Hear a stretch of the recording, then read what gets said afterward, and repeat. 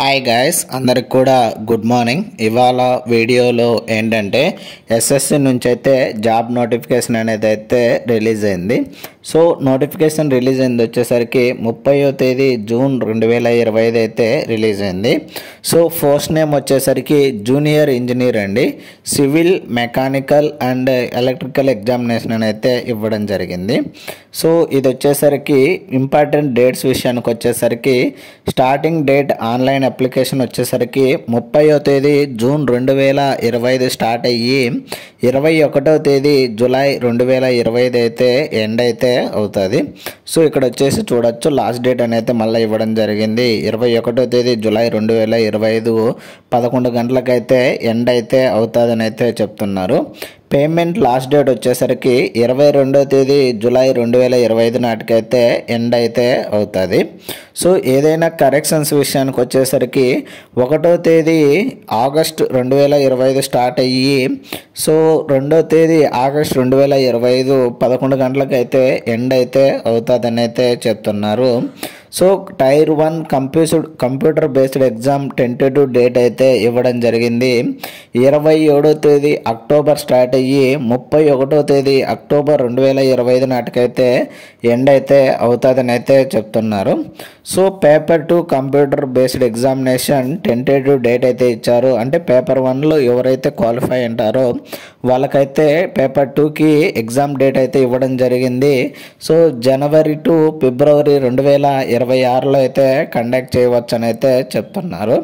So దీనికి సంబంధించి ఏదైనా డిఫికల్టీ ఫిల్లింగ్ అప్లికేషన్ ఫామ్ సంబంధించి ఏదైనా డిఫికల్టీ వచ్చినట్లయితే దానికి సంబంధించి టోల్ ఫ్రీ నెంబర్ అయితే ఇవ్వడం జరిగింది. సో ఈ టోల్ ఫ్రీ నెంబర్ వచ్చేసరికి 180030936063 అనే హెల్ప్ లైన్ నెంబర్ అయితే ఇవ్వడం అయితే జరిగింది. సో దీనికి సంబంధించి ఫుల్ వీడియో అయితే చూద్దాము. అండ్ వీడియోను ఎవరైనా కానీ కొత్తగా చూస్తున్నట్లయితే please like, share and subscribe చేసుకోవడం అయితే మర్చిపోద్దండి గైస్. సో ఫస్ట్ వచ్చేసరికి ఎడ్యుకేషనల్ క్వాలిఫికేషన్ అయితే చెక్ చేద్దాము. సో ఈ ఎడ్యుకేషనల్ క్వాలిఫికేషన్ అనేది ఏంటంటే ఫస్ట్ జనవరి 2026 కిందకైతే కౌంట్ చేస్తారని అయితే ఇక్కడ ఇవ్వడం జరిగింది. సో ఫస్ట్ వచ్చేసరికి బార్డర్ రోడ్స్ ఆర్గనైజేషన్ అని అయితే ఇవ్వడం జరిగింది. సో రిలీజ్ అయినటువంటి ఆర్గనైజేషన్ నుంచి పోస్ట్ నేమ్ వచ్చేసరికి జేఈసి అని అయితే ఇవ్వడం జరిగింది. సో ఈ జేఈసి అంటే ఏంటంటే జూనియర్ ఇంజనీరింగ్ అనుకుంటా, నాకు తెలిసి ఒకసారి అయితే చెక్ చేద్దాము. ఇక్కడైతే చూడొచ్చు జూనియర్ ఇంజనీరింగ్ అనేసి ఇవ్వడం జరిగింది. సి అంటే సివిల్ అండి. సో జేఈఎం అంటే ఏంటంటే జూనియర్ ఇంజనీర్ మెకానికల్ అని అయితే ఇవ్వడం జరిగింది. సో జేఈఈ అంటే ఏంటంటే జూనియర్ ఇంజనీర్ ఎలక్ట్రికల్ అని అయితే ఇవ్వడం జరిగింది. అండ్ జేఈఈ అండ్ ఎం అంటే ఏంటంటే junior engineer electrical and mechanical అని అయితే చెప్తున్నారు. సో ఇదేంటే ఈ యొక్క అబ్జర్వేషన్స్ అండి. సో ఇక్కడ పైన అయితే ఇచ్చారు కదా వాటికి. సో ఇప్పుడు ఏంటంటే దాని గురించి అయితే చెక్ చేద్దాము. సో ఫస్ట్ వచ్చేసరికి జేఈసి అండి. సి అంటే ఇందాక చెప్పుకున్నాం కదా సివిల్ అనేసి. సో ఎడ్యుకేషనల్ క్వాలిఫికేషన్ విషయానికి వచ్చేసరికి degree in civil engineering from a recognised university లేదా ఇన్స్టిట్యూట్లో అయితే చదివి ఉండాలి, లేదా 3 years diploma in civil engineering from a recognised university లేదా ఇన్స్టిట్యూట్ లేదా బోర్డులో అయితే చదివి ఉండాలని అయితే చెప్తున్నారు. సో నెక్స్ట్ వచ్చేసరికి 2 years వర్కింగ్ ఎక్స్పీరియన్స్ ఉండాలంట in planning are execution are maintenance of civil engineering works అని అయితే చెప్తున్నారు. సో దీనికి ఏజ్ లిమిట్ విషయానికి వచ్చేసరికి అప్ టు 30 years అయితే ఏజ్ లిమిట్ అని అయితే ఇవ్వడం అయితే జరిగింది. సో నెక్స్ట్ సెకండ్ పోస్ట్ వచ్చేసరికి ఆర్గనైజేషన్ వచ్చేసరికి బ్రహ్మపుత్ర బోర్డ్ అండి. మినిస్ట్రీ ఆఫ్ జల్ శక్తి అని అయితే ఇవ్వడం జరిగింది. సో పోస్ట్ నేమ్ వచ్చేసరికి జేఈసి అండి. సో జూనియర్ ఇంజనీర్ సివిల్ అని అయితే ఆల్రెడీ చెప్పుకున్నాం కదా. సో దీనికి వచ్చేసరికి 3 years diploma in civil engineering from a recognised university లేదా ఇన్స్టిట్యూట్లో అయితే చదివి ఉండాలని అయితే చెప్తున్నారు. సో ఏజ్ లిమిట్ వచ్చేసరికి మ్యాక్సిమం 30 years అయితే ఏజ్ లిమిట్ అనేది అయితే ఇవ్వడం జరిగింది. సో నెక్స్ట్ థర్డ్ పోస్ట్ వచ్చేసరికి ఆర్గనైజ్ చేస్తున్నది సెంట్రల్ వాటర్ కమిషన్ అని అయితే ఇవ్వడం జరిగింది. సో నెక్స్ట్ వచ్చేసరికి పోస్ట్ నేమ్ వచ్చేసరికి జిఈఎం అని అయితే ఇవ్వడం జరిగింది. సో ఎం అంటే ఆల్రెడీ చెప్పుకున్నాం కదా మనము మెకానికల్ అనేసి. సో దీనికి ఎడ్యుకేషనల్ క్వాలిఫికేషన్ వచ్చేసరికి bachelor degree or diploma in mechanical engineering from a recognised university లేదా ఇన్స్టిట్యూట్ అని అయితే చెప్తున్నారు. సో దీనికి ఇంకా లేదంటే జూనియర్ ఇంజనీరింగ్లోనే సివిల్ కూడా ఓపెన్ అయ్యాయి. సో అది వచ్చేసరికి bachelor degree or diploma in a civil engineering from a recognised university లేదా ఇన్స్టిట్యూట్లో అయితే చదువు ఉండాలని అయితే చెప్తున్నారు. సో ఏజ్ లిమిట్ వచ్చేసరికి మ్యాక్సిమం అప్ టు 30 years అయితే ఏజ్ లిమిట్ అనేది అయితే ఇవ్వడం అయితే జరిగింది. సో నెక్స్ట్ 4th పోస్ట్ వచ్చేసరికి సెంట్రల్ పబ్లిక్ వర్క్స్ డిపార్ట్మెంట్ అని అయితే ఇవ్వడం జరిగింది, అంటే ఆర్గనైజ్ చేస్తున్నది. సో పోస్ట్ నేమ్ వచ్చేసరికి జూనియర్ ఇంజనీర్ ఈ అండి. ఈ అంటే ఆల్రెడీ మనం చెప్పుకున్నాం కదా. సో నెక్స్ట్ వచ్చేసరికి దీనికి ఎడ్యుకేషన్ క్వాలిఫికేషన్ వచ్చేసరికి diploma in electrical or mechanical engineering అయితే చదివి ఉండాలి, రికగ్నైజ్డ్ యూనివర్సిటీ లేదా ఇన్స్టిట్యూట్ నుంచి అని అయితే చెప్తున్నారు.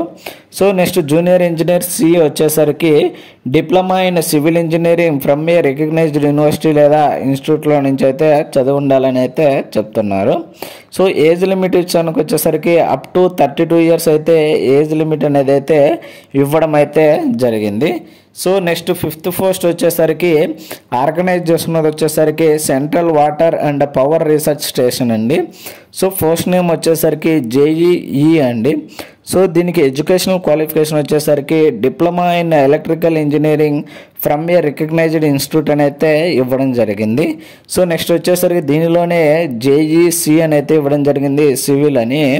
సో దీనికి వచ్చేసరికి diploma in civil engineering from a recognised ఇన్స్టిట్యూట్లో అయితే చదివి ఉండాలని అయితే చెప్తున్నారు.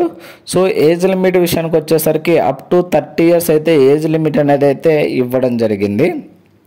సో నెక్స్ట్ 6th one వచ్చేసరికి DGQA naval ministry of defence వాళ్ళైతే ఆర్గనైజ్ చేస్తున్నారు. పోస్ట్ నేమ్ వచ్చేసరికి జేఈఎం అండి. సో దీనికి వచ్చేసరికి ఎడ్యుకేషనల్ క్వాలిఫికేషన్ అనేది degree in mechanical engineering from a recognised institute లేదా so 3 years diploma in mechanical engineering from a recognised university లేదా ఇన్స్టిట్యూట్లో అయితే చదివి ఉండాలని చెప్తున్నారు. దాంతోపాటు ఏంటంటే 2 years experience in the respective field అని అయితే చెప్పడం జరుగుతుంది. సో నెక్స్ట్ వచ్చేసరికి జేఈఈ అండి. ఇది వచ్చేసరికి degree in electrical engineering from a recognised university అని అయితే ఇవ్వడం జరిగింది. సో లేదా 3 years diploma in electrical engineering from a recognised university లేదా ఇన్స్టిట్యూట్ ప్లస్ 2 years ఎక్స్పీరియన్స్ అయితే ఉండాలంట ఇన్ రిలవెంట్ ఫీల్డ్ అని అయితే ఇవ్వడం జరిగింది. సో దీనికి వచ్చేసరికి ఏజ్ లిమిట్ అనేది అప్ టు 30 years అయితే ఇవ్వడం అయితే జరిగింది. సో 7th one వచ్చేసరికి ఆర్గనైజేషన్ వచ్చేసరికి పరక బ్యారేజ్ ప్రాజెక్ట్ అండి. మినిస్ట్రీ ఆఫ్ జల్ శక్తి అని అయితే ఇవ్వడం జరిగింది, జీఈ అండి పోస్ట్ నేము. సో దీనికి ఎడ్యుకేషనల్ క్వాలిఫికేషన్ వచ్చేసరికి diploma in electrical engineering from a recognised university లేదా ఇన్స్టిట్యూట్ లేదా బోర్డులో అయితే చదివి ఉండాలని అయితే చెప్తున్నారు. సో పోస్ట్ నేమ్ నెక్స్ట్ వచ్చేసరికి దీనిలోనే జేఈసి అని అయితే ఇవ్వడం జరిగింది. Diploma in civil engineering from a recognised university లేదా ఇన్స్టిట్యూట్ లేదా బోర్డులో అయితే చదివి ఉండాలని అయితే చెప్తున్నారు. మ్యాక్సిమం ఏజ్ లిమిట్ వచ్చేసరికి 30 years అనేది అయితే ఇవ్వడం అయితే జరిగింది. సో నెక్స్ట్ వచ్చేసరికి మినిస్ట్రీ ఇంజనీరింగ్ సర్వీస్ వాళ్ళు అయితే ఆర్గనైజ్ చేస్తున్నారు. పోస్ట్ నేమ్ వచ్చేసరికి జేఈసి అండి, civil. Degree in civil engineering from a recognised యూనివర్సిటీలో అయితే చదివి ఉండాలి. దాంతోపాటు 3 years diploma in civil engineering from a recognised institute లేదా బోర్డులో అయితే చదివి ఉండాలని అయితే చెప్తున్నారు. ప్లస్ ఏంటంటే 2 years experience in planning, execution and maintenance of civil engineering అని అయితే ఇవ్వడం జరిగింది. సో దీనికి మ్యాక్సిమం ఏజ్ లిమిట్ వచ్చేసరికి అప్ టు 30 years అయితే ఇవ్వడం జరిగింది. సో నెక్స్ట్ వచ్చేసరికి జేఈలోని ఈ అండ్ ఎం అండి. సో ఆల్రెడీ చెప్పుకున్నాము, ఈ అండ్ ఎం అంటే ఏంటంటే ఎలక్ట్రికల్ అండ్ మెకానికల్ అని అయితే చెప్పుకున్నాము.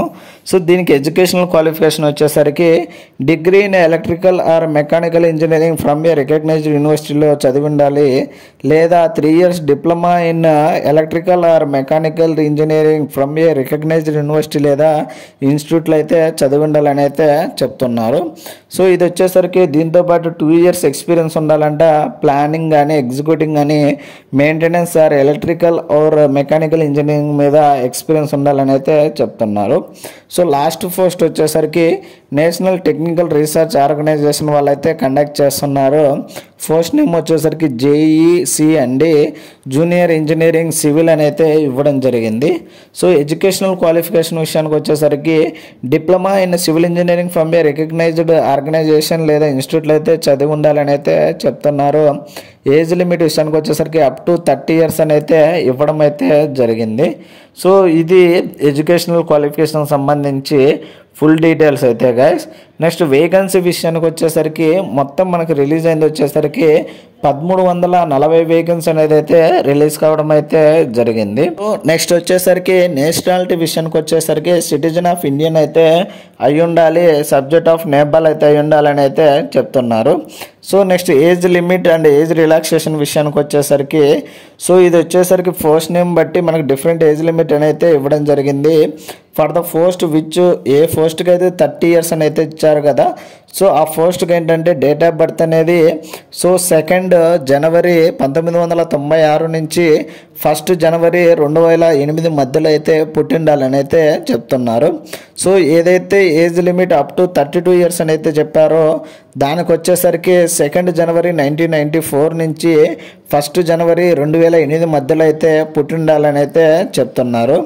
అండ్ ఏజ్ రిలాక్సేషన్ విషయానికి వచ్చేసరికి ఎవరైతే ఎస్సీ ఎస్టీ వాళ్ళు ఉంటారో వాళ్ళకు వచ్చేసరికి 5 years అండి, ఎవరైతే ఓబీసీ క్యాండిడేట్స్ ఉంటారో వాళ్ళకు వచ్చేసరికి 3 years, అండ్ ఎవరైతే physically handicapped unreserved and EWS వాళ్ళు ఉంటారో వాళ్ళకు వచ్చేసరికి 10 years అండి.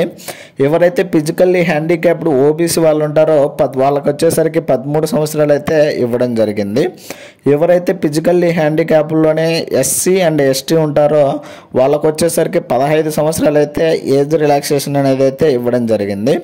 సో ఎక్స్ సర్వీస్ మ్యాన్ వాళ్ళకి వచ్చేసరికి 3 years అయితే ఇవ్వడం జరిగింది.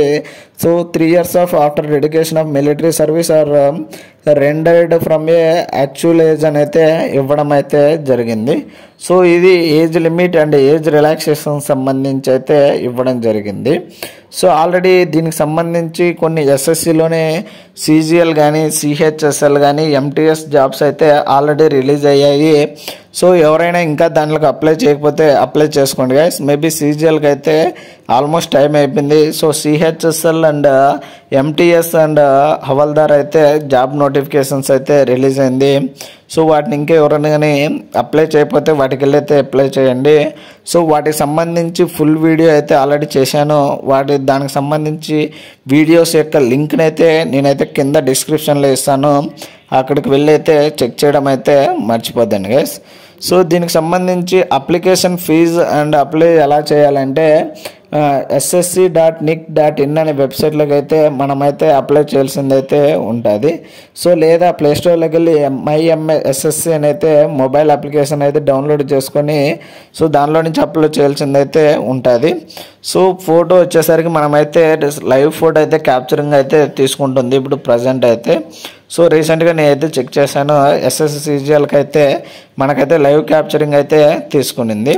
So last date online application already మనం చెప్పుకున్నాం కదా, 21 జూలై 2025 నాటికైతే ఎండ్ అయితే అవుతుంది. సో లాస్ట్ వరకు అయితే వెయిట్ చేయండి గైస్. ఎవరైనా అప్లై చేయాలంటే ముందుగానే అప్లై చేసుకోండి దానికి సంబంధించి అప్లికేషన్ని. సో అప్లికేషన్ ఫీజు విషయానికి వచ్చేసరికి 100 రూపీస్ అయితే అప్లికేషన్ ఫీజు ఉంటుంది. ఎవరైతే EWS OBC and OC male candidates ఉంటారో వాళ్ళకి వచ్చేసరికి అప్లికేషన్ ఫీజు అయితే 100 రూపాయలు అయితే ఇవ్వడం జరిగింది. అండ్ ఎవరైతే ఉమెన్ క్యాండిడేట్స్ అండ్ ఎవరైతే SC ST and physically handicapped and ex service man వాళ్ళు ఉంటారో వాటికైతే ఎటువంటి అప్లికేషన్ ఫీజు అనేది అయితే ఉండదని అయితే చెప్తున్నారు. సో ఫీజు అనేది ఏంటంటే మనమైతే ఆన్లైన్ ద్వారా అయితే పేమెంట్ అయితే చేయాల్సింది ఉంటుంది. సో భీమ్ యూపీఐ కానీ నెట్ బ్యాంకింగ్ కానీ మాస్టర్ కార్డు కానీ రూపే కార్డ్ డెబిట్ కార్డు ద్వారా కానీ మనమైతే పేమెంట్ అయితే చేయాల్సింది అయితే ఉంటుంది. సో పేమెంట్ లాస్ట్ డేట్ వచ్చేసరికి 22వ తేదీ జూలై 2025 నాటికైతే ఎండ్ అయితే అవుతుంది. సో అప్లికేషన్ ఫామ్ అనేది ఇన్కంప్లీట్గా ఉంటేనా మన అప్లికేషన్ అయితే రిజెక్ట్ చేస్తామని అయితే చెప్తున్నారు. సో వన్స్ పేమెంట్ అయితే చేసిన తర్వాత ఆ పేమెంట్ అనేది ఏంటంటే నాన్ రిఫండబుల్ అని అయితే క్లియర్గా అయితే చెప్తున్నారు. అండ్ ఇంకోటి ఏంటంటే కరెక్షన్స్కి ఆల్రెడీ మనం చెప్పుకున్నాం కదా. సో 1 ఆగస్ట్ 2025 నుంచి 2 ఆగస్ట్ 2025 వరకు అయితే మనమైతే అప్లికేషన్ ఎడిట్ చేసుకోవడానికి అయితే టైం అయితే ఉంటుంది. సో ఈ యొక్క అప్లికేషన్ ఫామ్ని మనం 2 times అయితే కరెక్షన్ అయితే చేసుకోవచ్చు. చేసుకోవచ్చు. సో ఈ 2 టైమ్స్ కూడా మనకేంటంటే ఫ్రీగా అయితే కాదు గాయస్. సో దానికి ఏంటంటే ఆ 2 టైమ్స్కి ఫస్ట్ టైం కరెక్షన్కి అయితే మనకైతే 200 రూపీస్ అయితే అమౌంట్ అయితే పేమెంట్ చేయాల్సి ఉంటుంది. అండ్ సెకండ్ టైం వచ్చేసరికి మనమైతే అమౌంట్ అయితే 500 రూపీస్ మనమైతే పేమెంట్ చేయాల్సి ఉంటుంది ఫర్ కరెక్షన్ కోసము. సో ఆ అమౌంట్ ఏంటంటే సేమ్ మనం కూడా ఆన్లైన్ ద్వారానే పేమెంట్ చేయాలి. కానీ ఏంటంటే ఆ అమౌంట్ అనేది అయితే నాన్ రీఫండబుల్ అని అయితే క్లియర్గా మెన్షన్ చేయడం అయితే జరిగింది. సో నెక్స్ట్ వచ్చేసరికి సెంటర్స్ ఫర్ ఎగ్జామినేషన్ అయితే చూద్దాము. సో ఇక్కడైతే చూడొచ్చు serial number, examination centres and centre code. And next వచ్చేసరికి SSC region and states UTs in the region అయితే ఇవ్వడం జరిగింది. అండ్ వచ్చేసరికి రీజనల్ ఆఫీస్ ఎక్కడ ఉందని అయితే ఇవ్వడం జరిగింది. సో ఫస్ట్ వచ్చేసరికి సెంట్రల్ రీజన్ వచ్చేసరికి అంటే ఎగ్జామినేషన్ సెంటర్స్ అయితే చూద్దాము. ఏంటంటే నేను అక్కడ మెన్షన్ చేసిన దాన్ని బట్టి చెప్పుకున్నాను. మీకు క్లియర్గా అర్థం కావాలంటే మనకి ఎగ్జామినేషన్ సెంటర్స్ ఎక్కడున్నాయని అయితే ఇక్కడైతే ఇవ్వడం జరిగింది. సో ఆ ఎగ్జామినేషన్ సెంటర్ మనకేంటంటే ఫర్ ఎగ్జాంపుల్ ఆంధ్రప్రదేశ్ వాళ్ళకి హెడ్ ఆఫీస్ అంటే రీజనల్ ఆఫీస్ ఎక్కడుంది అనేది అయితే తెలుసుకోవడానికి అయితే చెప్తున్నాను. సో సెంట్రల్ రీజన్ కిందకి వచ్చేసరికి బీహార్ అండ్ యూపీ అయితే వస్తుంది. వాటి యొక్క ఎగ్జామినేషన్ సెంటర్స్ అయితే ఇక్కడ ఇవ్వడం జరిగింది. సో వాటి యొక్క రీజనల్ ఆఫీస్ వచ్చేసరికి ప్రయాగ్రాజ్లో అయితే ఉన్నదండి. నెక్స్ట్ వచ్చేసరికి వెస్ట్రన్ రీజన్ వచ్చేసరికి Andaman Nicobar islands and Jharkhand, Odisha, Sikkim, west Bengal అయితే ఉన్నదండి. సో నెక్స్ట్ వచ్చేసరికి కర్ణాటక కేరళ రీజన్ వచ్చేసరికి కర్ణాటక, కేరళ, లక్షద్వీప్ అండి. సో వాటి యొక్క ఎగ్జామినేషన్ సెంటర్స్ అయితే ఇవ్వడం జరిగింది ఇక్కడ. సో రీజనల్ ఆఫీస్ వచ్చేసరికి బెంగళూరు, కర్ణాటకలో అయితే ఉంది. నెక్స్ట్ వచ్చేసరికి మధ్యప్రదేశ్ రీజన్ అండి. సో అది వచ్చేసరికి ఛత్తీస్గఢ్ అండ్ మధ్యప్రదేశ్లో అయితే ఉంది. సో వాటి యొక్క ఎగ్జామినేషన్ సెంటర్స్ అయితే ఇక్కడ ఇవ్వడం జరిగింది. అండ్ రీజనల్ ఆఫీస్ వచ్చేసరికి ఛత్తీస్గఢ్లో అయితే ఉన్నది. సో అఫీషియల్ వెబ్సైట్ కూడా ఇవ్వడం అయితే జరిగింది. సో నెక్స్ట్ వచ్చేసరికి నార్త్ వెస్ట్రన్ రీజన్ అండి. సో నార్త్ వెస్ట్రన్ రీజన్ వచ్చేసరికి అరుణాచల్ ప్రదేశ్, అస్సాం, మణిపూర్, మేఘాలయ, మిజోరం, నాగాలాండ్, త్రిపుర స్టేట్స్ అయితే వస్తాయి. సో వాటి యొక్క ఎగ్జామినేషన్ సెంటర్స్ అయితే ఇక్కడ ఇవ్వడం జరిగింది. అండ్ రీజనల్ ఆఫీస్ వచ్చేసరికి అస్సాంలో అయితే ఉన్నదండి. నెక్స్ట్ వచ్చేసరికి నార్థన్ రీజియన్ వచ్చేసరికి ఢిల్లీ, రాజస్థాన్ అండ్ యూపీ అండి. సో వాటి యొక్క examination centres and regional office వచ్చేసరికి న్యూఢిల్లీలో అయితే ఉన్నది. నెక్స్ట్ వచ్చేసరికి నార్త్ వెస్ట్రన్ రీజన్ అండి. సో వాటి కిందకి వచ్చే స్టేట్స్ వచ్చేసరికి చండీగఢ్, హర్యానా, హిమాచల్ ప్రదేశ్, జమ్మూ అండ్ కాశ్మీర్, లడక్ అండ్ పంజాబ్ అండి. సో వాటి యొక్క ఎగ్జామినేషన్ సెంటర్స్ అండి. అండ్ రీజనల్ ఆఫీస్ వచ్చేసరికి చండీగఢ్లో అయితే ఉన్నదండి. సో నెక్స్ట్ సౌత్ రీజన్ విషయానికి వచ్చేసరికి సో మనకు వచ్చేసరికి ఆంధ్రప్రదేశ్, పుదుచ్చేరి, తమిళనాడు అండ్ తెలంగాణ స్టేట్స్ అయితే వస్తాయి సౌత్ రీజన్ కిందకి. సో వీటి యొక్క రీజనల్ ఆఫీస్ వచ్చేసరికి చెన్నై, తమిళనాడులో అయితే ఉంది. సో ఆంధ్రప్రదేశ్ స్టేట్ నుంచి ఎగ్జామినేషన్ సెంటర్స్ అయితే చూద్దాము. చీరాల, గుంటూరు, కాకినాడ, కర్నూలు, రాజమండ్రి, నెల్లూరు, తిరుపతి, విజయవాడ, విశాఖపట్నం నుంచి శ్రీకాకుళం, విజయనగరం, ఏలూరు ఇక్కడ వచ్చేసరికి మనకైతే ఇవ్వడం అయితే జరిగింది. ఎగ్జామినేషన్ సెంటర్స్ అనేటివి అయితే ఇక్కడైతే ఒంగోలు అయితే ఇవ్వడం జరిగింది. సో హైదరాబాద్ నుంచి వరంగల్, హైదరాబాద్ నుంచి కరీంనగర్, కృష్ణగిరి అయితే ఇవ్వడం జరిగింది. అండ్ ఇక్కడ వచ్చేసరికి ఏలూరు ఇచ్చారు, చెన్నై ఇచ్చారు, మధురై ఇవ్వడం జరిగింది. అట్లా ఇవ్వరి లొకేషన్స్ అయితే ఇవ్వడం అయితే జరిగింది. ఎగ్జామినేషన్ సెంటర్స్ అనేది అయితే ఇవ్వడం జరిగింది. సో ఏంటంటే మీరు ఆంధ్రప్రదేశ్ స్టేట్ కదా, మీరు ఆంధ్రప్రదేశ్లోనే ఎగ్జామినేషన్ సెంటర్ పెట్టుకోవాలనే ఆప్షన్ అయితే అలా ఏం ఉండదు. సో మీరు ఎలా అయితే ఎక్కడైనా పెట్టుకోవచ్చు. ఏంటంటే ఫస్ట్ ఆప్షన్ ప్రిఫరెన్స్ ఇచ్చేటప్పుడు మీరు ఇచ్చే ఆప్షన్ బట్టి మీకైతే ఎక్కడ ఆప్షన్ 3 సెంటర్లు ఎక్కడ పెట్టుకోవాలని అయితే ఆప్షన్స్ అయితే ఇవ్వడం జరుగుతుంది. సో వెస్ట్రన్ రీజన్ వచ్చేసరికి Dadra and Nagar Haveli and Daman Diu, Goa, Gujarat and Maharashtra అండి. వాటి యొక్క examination centres and regional office వచ్చేసరికి మహారాష్ట్రలో అయితే ఉన్నదని అయితే చెప్తున్నారు.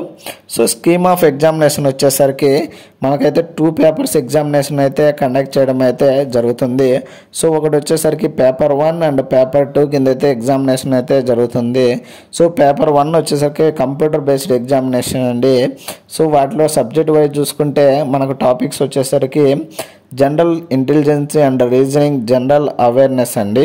సో పార్ట్ 3లో వచ్చేసరికి పార్ట్ ఏ కిందకి general engineering civil and structural అని అయితే ఇవ్వడం జరిగింది. సో లేదా పార్ట్ బి కిందకి వచ్చేసి జనరల్ ఇంజనీరింగ్ ఎలక్ట్రికల్ అని అయితే ఇవ్వడం జరిగింది. సో ఏంటంటే మనం అదే ఆప్షన్స్ జాబ్స్ పడిన దాన్ని బట్టి ఏంటంటే వాటికి సంబంధించి ఇవ్వడం జరిగింది. పార్ట్ సి వచ్చేసరికి జనరల్ ఇంజనీరింగ్ మెకానికల్ అయితే ఇవ్వడం జరిగింది. సో వీటికి వచ్చేసరికి మనకేంటంటే జనరల్ అవేర్నెస్ 50 మార్క్స్కి ఉంటుంది, 50 క్వశ్చన్స్ ఇస్తాడు, 50 మార్క్స్కి ఉంటుంది జనరల్ అవేర్నెస్ నుంచి. So general intelligence and reasoning నుంచి 50 క్వశ్చన్స్ ఇచ్చి 50 మార్క్స్కి అయితే అడగడం జరుగుతుంది. డ్యూరేషన్ వచ్చేసరికి 2 hours అయితే ఇవ్వడం జరిగింది. సో నెక్స్ట్ వచ్చేసరికి ఎవరైతే ఫిజికల్లీ హ్యాండిక్యాప్డ్ వాళ్ళకు ఉంటారో 40 minutes ఎక్స్ట్రా అయితే టైం అయితే ఉంటుందండి. సో పేపర్ 2 విషయానికి వచ్చేసరికి మనకైతే కంప్యూటర్ బేస్డ్ ఎగ్జామినేషన్ ఉంటుంది. పార్ట్ ఏ వచ్చేసరికి general engineering civil and structural అయితే ఇవ్వడం జరిగింది. సో పార్ట్ బి కిందకి వచ్చేసరికి జనరల్ ఇంజనీరింగ్ ఎలక్ట్రికల్ అయితే ఇవ్వడం జరిగింది. సో నెక్స్ట్ పార్ట్ సి వచ్చేసరికి జనరల్ ఇంజనీరింగ్ మెకానికల్ అయితే ఇవ్వడం అయితే జరిగింది. సో క్వశ్చన్స్ వచ్చేసరికి 100 క్వశ్చన్స్ ఇస్తాడు, 300 మార్క్స్ ఎగ్జామ్ అయితే ఉంటుంది. సో మొత్తం టైం వచ్చేసరికి 2 hours ఎగ్జామ్ అయితే కండక్ట్ చేయడం అయితే జరుగుతుంది. సో ఇది వచ్చేసరికి మల్టిపుల్ చాయిస్ క్వశ్చన్ అండి. సో ఎగ్జామినేషన్ అనేది ఏంటంటే హిందీ అండ్ ఇంగ్లీష్లో అయితే మాత్రమే ఉంటుందని అయితే చెప్తున్నారు. సో నెగిటివ్ మార్కింగ్ విషయానికి వచ్చేసరికి 0.25 నెగిటివ్ మార్కింగ్ అయితే ఉంటుందని చెప్తున్నారు ఈచ్ రాంగ్ ఆన్సర్కి. ఇప్పుడు వచ్చేసరికి సిలబస్ అయితే చూద్దాము. సిలబస్ ఏంటంటే ఎవరైతే సబ్జెక్ట్ మనకి పోస్ట్ని బట్టి different diploma engineering civil mechanical ఎలక్ట్రికల్ని బట్టి మనకైతే సిలబస్ ఉంది.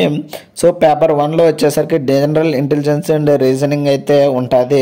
సో వాటి యొక్క సిలబస్ ఏంటని అయితే ఇక్కడ ఇవ్వడం జరిగింది. అండ్ జనరల్ అవేర్నెస్ అయితే వాటి గురించి సిలబస్ అయితే ఇవ్వడం అయితే జరిగింది. సో నెక్స్ట్ వచ్చేసరికి general engineering civil and structural electrical and mechanical అయితే ఇవ్వడం జరిగింది. పార్ట్ ఏలో వచ్చేసరికి సివిల్ ఇంజనీరింగ్కు వాళ్ళ యొక్క సిలబస్ అయితే ఇవ్వడం జరిగింది. పార్ట్ బిలో వచ్చేసరికి ఎలక్ట్రికల్ ఇంజనీరింగ్ వాళ్ళ యొక్క సిలబస్ అయితే ఇవ్వడం అయితే జరిగింది.